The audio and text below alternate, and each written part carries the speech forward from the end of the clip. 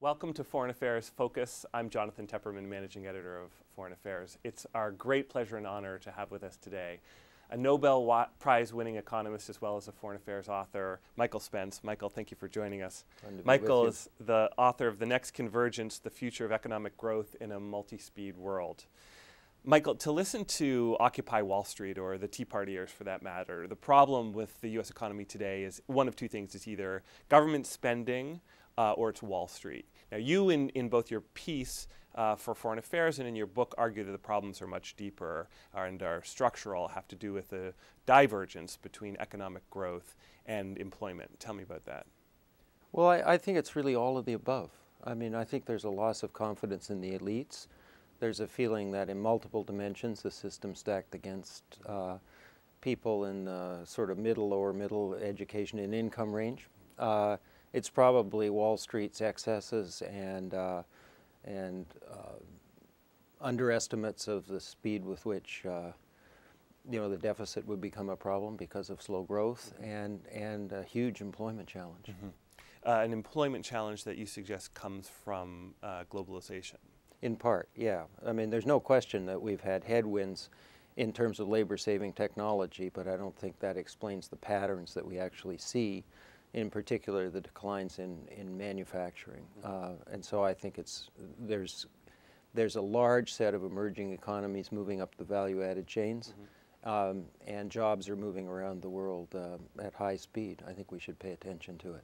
So does this mean that globalization's critics, the protesters 10 years ago dressed in turtle costumes in Seattle, they had it right all along?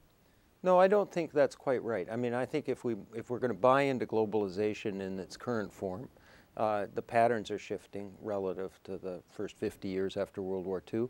We should accept that there's distributional implications and try to mitigate them rather than deny they exist. So they had a point. I don't think, I mean, my view is that the hundreds of millions of people who have benefited from it are important, and that's a good thing. Would less globalization be an option even if we wanted to go that way? You can slow it down in a number of ways to try to help make the ability of economies to adjust, match the forces that are operating on it better. You know, we imposed quotas on Japanese imports of cars and ended up with a lot of Japanese auto plants in the United States.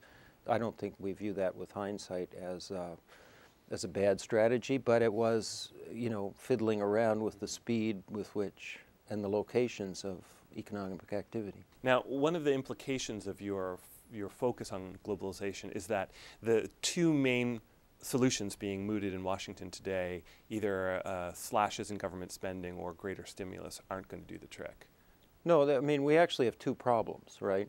We know we have to stabilize the fiscal situation eventually, and there's a legitimate argument about how fast to do it. And I think the central position is if you do it too fast, the economy can't replace it. You'll just lose more aggregate demand.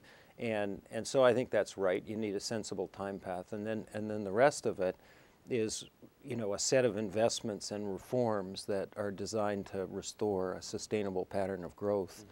When I say restore, I don't believe the pattern of growth prior to the crisis was actually sustainable. It was excess consumption and a number of other things.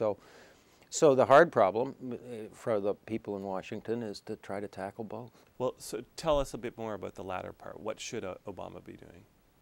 Well, I mean, the ideal, and this may not be politically feasible, but it is what happened in World War II, which is what definitively ended the Great Recession, is in a war, you go to people and you say, we have to invest heavily, we're willing to run up the debt a bit, but your consumption's going to go down because this is a war, and we're going to invest. And that's kind of really, ideally, what we should do now, is say we were living beyond our means, cut down the consumption level through, if necessary, transitory tax increases, and start investing in skills deficits, human capital. We need probably an important tax reform. We need a sensible energy policy that generates real incentives as opposed to just subsidizing a few things that sound nice. I mean, it's quite a long list of things that ought to be tackled in order to get at this. And some of them should be done in conjunction with the business community. Last question, are you optimistic that part or any of this is going to happen? And if it doesn't, what's your short and medium-term prediction for the U.S. economy? Well, the very short-term prediction would be that unemployment is going to remain high. I don't think there's an easy fix to this, none that I've heard of anyway. Medium term, I'm somewhat more optimistic. I think there'll be a lag in identifying the problem and then reacting, but there's lots of evidence that once we get our arms around a problem in America, we kind of go after it. So I think we ought to brace ourselves for a period of rebalancing the economy, but I think we'll get it done. Well, let's embrace that optimism and end on that note. Michael Spence, thank you so much. Thanks for having me.